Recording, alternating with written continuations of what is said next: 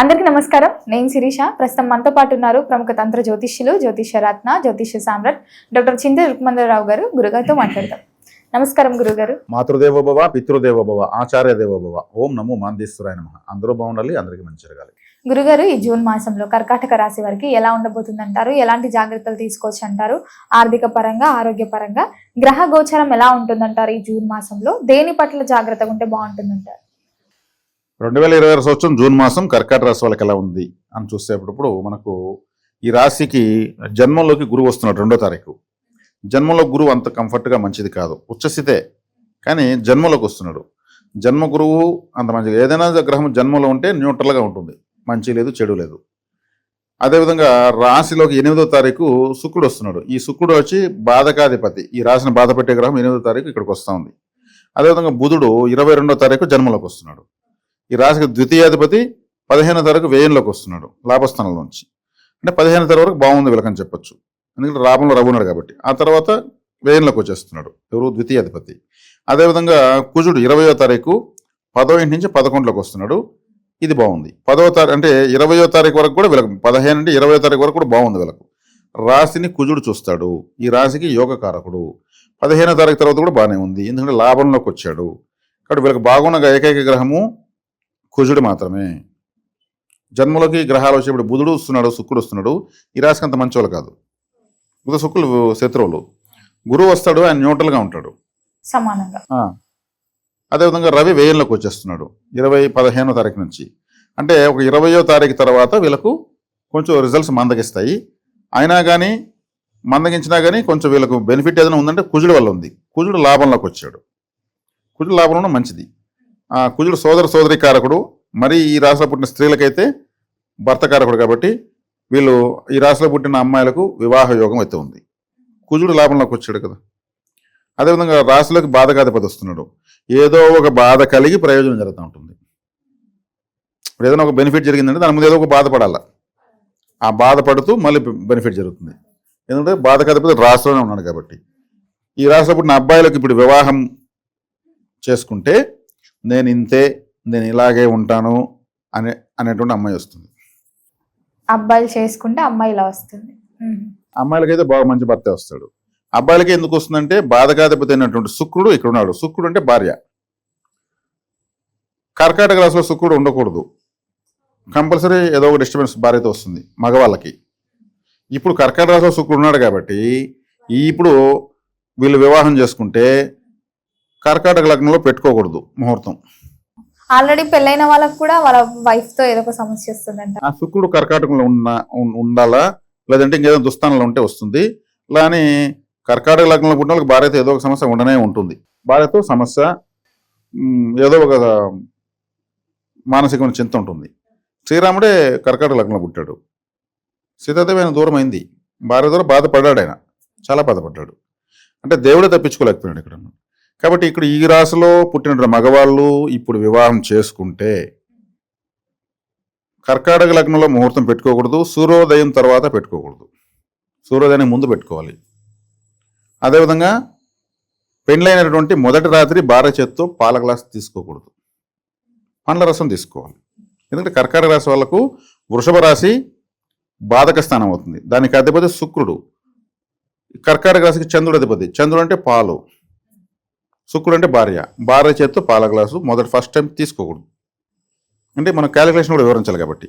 అంటే సూర్యోదయానికి ముందు చేసుకోవడం వల్ల భార్య వీళ్ళ కంట్రోల్లో ఉండడానికి అవకాశం ఉంటుంది. సూర్యోదయం తర్వాత చేసుకుంటే భార్య కంట్రోల్లోకి వీళ్ళు వెళ్ళాల్సి వస్తుంది. సూర్యుడు బయట వచ్చేస్తాడు కదా, ఎనర్జీ పెరిగిపోతుంది. ఇప్పుడు డామినేషన్. సూర్యుడు అంటే గ్రహరాజు కదా, కాబట్టి ఇది ఒక జాగ్రత్త. ఈ మాసంలో వివాహం చేసుకునే వాళ్ళకు, కర్కాటక రాశిలోకి పుట్టిన వాళ్ళకి మాత్రమే, మిగిలిన వాళ్ళకి కాదు. ఈ రాశికి 9వ ఇంట్లో శని ఉన్నాడు. శనేశ్వరం కూడా గురువు చూస్తాడు కాబట్టి భాగ్యస్థానం బలపడింది. భాగ్యాధిపతి భాగ్యంలో ఉన్న శనేశ్వరం చూస్తాడు కాబట్టి తండ్రికి మంచిది. తండ్రికి ఏదైనా అనారోగ్యం ఉన్నా నివర్తిస్తుంది. తండ్రికి ఏదైనా ఆస్తులు కోర్టులో ఉన్న వచ్చేదానికి అవకాశం ఉంటుంది. తండ్రి చేస్తున్న వ్యాపారాల్లో వేగం పెరుగుతుంది. తండ్రికి బాగా సపోర్ట్గా ఉంటుంది. అదేవిధంగా విదేశాలకు వెళ్ళారంటే ఇప్పుడు బాగుంటుంది వీళ్ళకి ఇప్పుడు రాసే వాళ్ళకి అందరికీ బాగుండాలంటే విదేశాలకు వెళ్ళే అవకాశం ఉన్న వాళ్ళు విదేశాలకు వెళ్తే బాగుంటుంది. ఎందుకంటే ద్వితీయాధిపతి వ్యయంలో ఉన్నాడు. ద్వితీయ స్థానం అంటే రవి, డబ్బులు. 12వ స్థానం అంటే విదేశాలు. ఇప్పుడు విదేశాలకు వెళ్ళే వాళ్ళకు బాగా యోగంగా ఉంటుంది. విదేశాలకు వెళ్ళని ప్రయత్నించే వాళ్ళకు వీసాలు పాస్పోర్ట్లు దొరుకుతాయి, అక్కడ అవకాశాలు వస్తాయి. విదేశాల్లో ఉంటూ ఈ రాశిలో పుట్టిన వాళ్ళు ఇబ్బందుల పాలు ఉండగానే అవన్నీ తొలగుతాయి. అంటే దూరంగా ఉన్న వాళ్లకు తమ ప్రాంతానికి బెనిఫిటబుల్గా ఈ రాశి ఈ మాసం ఉంది. తర్వాత కుజుడు ఒకడే బాగున్నాడు. అదేవిధంగా వీళ్ళకు స్థిరత్వం తక్కువ. కర్కాటక రాశి అంటే సంతోషం వచ్చిందనుకో అవసరం మించి వచ్చేస్తారు, సంతోషపడిపోతారు. బాధ వచ్చిందనుకో అవసరానికి మించి బాధపడిపోతారు. ఏది వచ్చినా లిమిటేషన్ దాటి వెళ్ళిపోతుంది. కాబట్టి ఇక్కడ వచ్చేకాడికి ఆ రాశిలోకి జన్మంలోకి ఈ గురువు శుక్రుడు బాధకాధిపతి ఏమంతా రావడం వల్ల కొంత కన్ఫ్యూజ్ గజిబిజి ఉంటుంది. ఆ గురువు శుభగ్రహంగా దాని అనుకుంటారు. స్థానాధిపతి రీత్యా జన్మలో ఉన్నాడు. జన్మ గురువు ఎక్కువ మొహమాటాన్ని ఇచ్చేస్తాడు. ఖచ్చితంగా మాట్లాడలేకుండా పొడుస్తారు. అంటే ఎక్కడ మాట్లాడాలో ఖచ్చితంగా అక్కడ మాట్లాడలేకుండా మళ్ళీ ఆ సమస్య అంతా వచ్చిన తర్వాత మాట్లాడతారు, అసలు చోట్ల మాట్లాడరు. క్యారెక్టర్ ఇస్తాడు కానీ ఆయన క్యాష్ ఇవ్వడు. ద్వితీయ స్థానంలో కేతు ఉన్నాడు, ధనస్థానంలో. కాబట్టి ఇక్కడ ఆర్థిక పరంగా ఎత్తుకుంటే కుజుడు లాభంలోకి వస్తున్నాడు కాబట్టి ద్వితీయం చూస్తాడు. కాబట్టి కుజుడు వచ్చిన తర్వాత నుంచి వీళ్ళకు ఫైనాన్షియల్గా బాగుంటుంది. కుజుడు 20వ తారీఖు వస్తున్నాడు. కాబట్టి కర్కాటక రాశి వాళ్ళకు ఇది గ్రహ స్థితి. దూర ప్రాంతాలకు కానీ వెళ్ళారంటే ఈ టైంలో ఉద్యోగరీత్యా, వ్యాపార రీత్యా, చదువుల రీత్యా కలిసి వస్తుంది. విదేశాలకు వెళ్తే మాత్రం బాగా, అంటే దూర ప్రాంతాల్లో ఒక 120 కిలోమీటర్లు దాటేయాలి. అంటే ఓన్లీ ఈ మాసంలోనే లేకపోతే లైఫ్ ఎప్పుడు అంటే ఇప్పుడు బయలుదేరి వెళ్ళడం వల్ల వీళ్ళకి లాంగ్ రన్లో కూడా బాగుంటుంది. ఎవరన్నా విదేశాలకు దూర ప్రాంతాలకు ప్రయత్నిస్తూ ఉంటారు, వెళ్తే బాగుంటుంది. చెన్నైకో, బెంగళూరుకో, హైదరాబాద్కో, లేదంటే కలకత్తాకో, ఢిల్లీకో, బాంబే కట్ అవుతారు కదా, అట్టడవన్నీ ఇప్పుడు చేసుకుంటే సూపర్గా ఉంటుంది. అట్టనేసి ఇప్పటికిప్పుడు పుట్ట సర్దుకుంటే కుదరదు. ఆల్రెడీ ప్రిపరేషన్లో ఉన్న వాళ్ళకి ఇప్పుడు మూమెంట్ వచ్చేస్తుంది.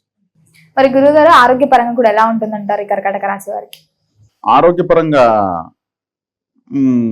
బాగానే ఉంటుంది, ఇబ్బంది ఏం లేదు. ఏమంత ఆందోళన చెందాల్సిన అవసరం అయితే ఏం లేదు. మరి గురుగారు ఈ మాసంలో వీరు బాగా జాగ్రత్తగా ఉండాల్సిన విషయం ఏదైనా ఉందంటారా? జాగ్రత్తగా ఉండాల్సిన విషయం ఏంటంటే మొహమాటాన్ని అధిగమించాలి, ఫస్ట్ పాయింట్. రెండవది తీసుకుంటే శుక్రుడు లగ్నంలోకి వచ్చాడు కాబట్టి, అంటే రాశిలోకి వచ్చాడు కాబట్టి శుక్రవారం రోజు ముఖ్యమైన పనులు పెట్టుకోకపోవడం మంచిది. శుక్రవారం రోజు శుక్రుడు బాధకాధిపతి రాశిలోకి వచ్చాడు. శుక్రవారం రోజు ముఖ్యమైనవి పెట్టుకోకూడదు. శుక్రవారం రోజు మంచి హోటల్ పోయి కాఫీ తాగడము, శుక్రవారం రోజు బట్టలు కొనడము, శుక్రవారం రోజు మల్లెపూలు భార్యకి తీసివ్వడము, శుక్రవారం శారీ కొనివ్వడము చేయకూడదు. శారీ అన్నా మల్లెపూలన్నా శుక్రుడే. లిక్విడ్ స్వీట్స్ అంటే ద్రవ రూపంలో ఉన్న తీయటి పదార్థాలు, హల్వా, బూందీ, జాంగ్రీ, రసగుల్లా, గులాబ్ జాము, జిలేబీ, ఇవన్నీ లిక్విడ్ స్వీట్స్. ఇటువంటి స్వీట్స్ తినకూడదు. వీళ్ళు ఇప్పుడు పెద్దగా తినకూడదు, ఊరికి సింపుల్ అట టేస్ట్ చేయాలి. శుక్రవారం కొనుక్కొచ్చి హల్వా, మల్లెపూలు ఒక చేరాతికి భార్యకి ఇచ్చారనుకోండి, ఖచ్చితంగా గందరగోళం అవుతుంది. ఎందుకంటే బాధకాధిపతి కారకత్వాలని శుక్రవారమే ఎత్తుకొచ్చి శుక్రుడే భార్య కాబట్టి భార్యకి ఇచ్చారు కాబట్టి.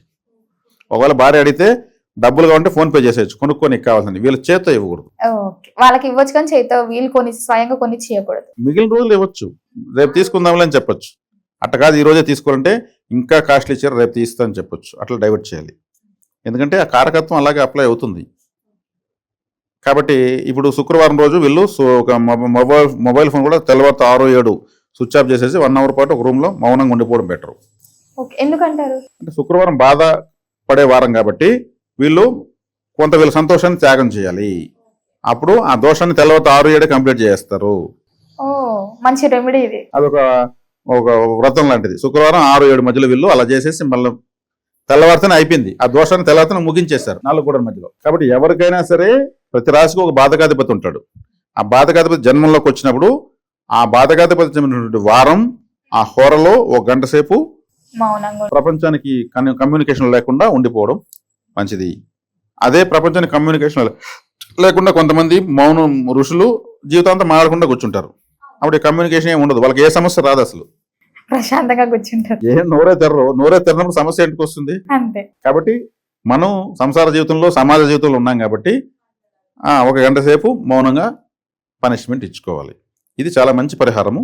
అందుకే ఏ రాశి వాళ్ళకి ఆ రాశి వాళ్ళ బాధకాధిపతి ఎవరు తెలుసుకొని ఆ వారంలో ఏ రోజు వస్తుందో ఆ రోజు 1 గంట సేపు 2 పరిహారం చేయొచ్చు. మరి గురుగారు ఈ మాసంలో మీరు ఏ దైవ నామస్మరణ చేస్తే బాగుంటుంది అంటారు? గురు దక్షిణామూర్తి ఆరాధన. గురువే జన్మంలోకి వచ్చాడు కాబట్టి సిద్ధ సమాధుల యొక్క దర్శనం, జీవ సమాధులు ఉంటాయి. షిరిడి సాయి సమాధి, పుట్టపర్తి సాయిబాబా సమాధి, రాఘవేంద్ర స్వామి సమాధి, వీరబ్రహ్మేంద్ర స్వామి సమాధి, గొలగమూడి వెంకయ్య, జిల్లేళ్లమూడి అమ్మ, ఇట్లాంటి గొప్ప గొప్ప వాళ్ళ యొక్క సమాధులు ఉంటాయి. ఇటువంటి సమాధులు దర్శించుకోవడము, వాళ్ళంతా గురువులు కదా, సమాజానికి ఒక దిశానిర్దేశం చేసి ఎన్నో కోట్ల మంది ప్రభావితం చేసే ఉంటారు. అటువంటి గురువు ఇక్కడికి వచ్చాడు, ఇక్కడ దేవగురువు. కాబట్టి అలా చేయడం వల్ల వీళ్ళకి మంచి యాక్టివేషన్ జరుగుతుంది. ఇది చేస్తే చాలు, ఇంకేం వస్తుంది. ఈ రాశికి గురువు మంచి గ్రహం కాబట్టి. గురుగారు, మొత్తం మీద జూన్ మాసంలో కర్కాటక రాశి వారికి ఎలా ఉంది, ఎలాంటి జాగ్రత్తలు తీసుకోవాలి, ఎలాంటి పరిహారాలు చేయాలో తెలియజేసినందుకు ధన్యవాదాలండి. ధన్యవాదాలు.